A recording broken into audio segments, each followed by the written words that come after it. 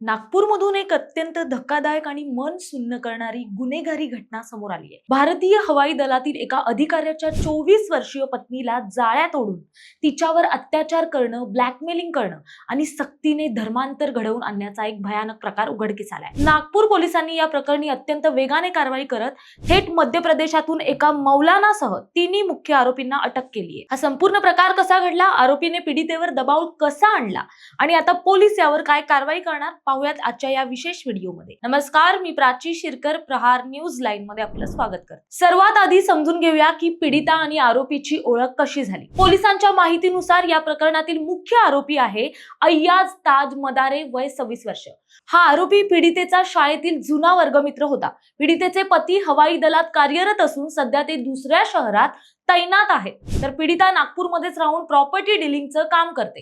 February 2025 मध्ये आरोपी अय्याजने plot खरेदी करायचा आहे असा बहाणा करून पीडित महिला कर्मचाऱ्याशी संपर्क साधला।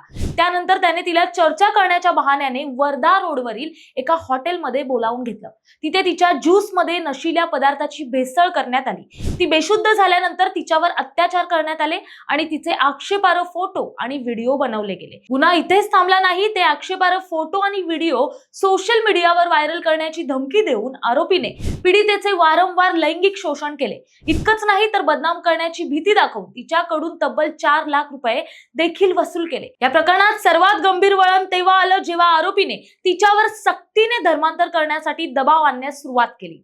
आरोपी अय्याज पीडितेवर बळजबरीने विविध धार्मिक विधी आणि काळी जादू करण्याचे प्रकार करत होता। या संदर्भातील एक व्हिडिओ देखील समोर आलाय, ज्यामध्ये आरोपी तिचे हात घट्ट धरून काही धार्मिक मंत्र वाचत आहे आणि पीडिता स्वतःला सोडवण्यासाठी रडत विरोध करताना स्पष्ट दिसते। हा छळ असह्य झाल्यानंतर अखेर या प्रकरणाची तक्रार पोलिसांकडे करण्यात आली। घटनेचे गांभीर्य ओळखून पोलिसांनी तातडीने चक्र फिरवली।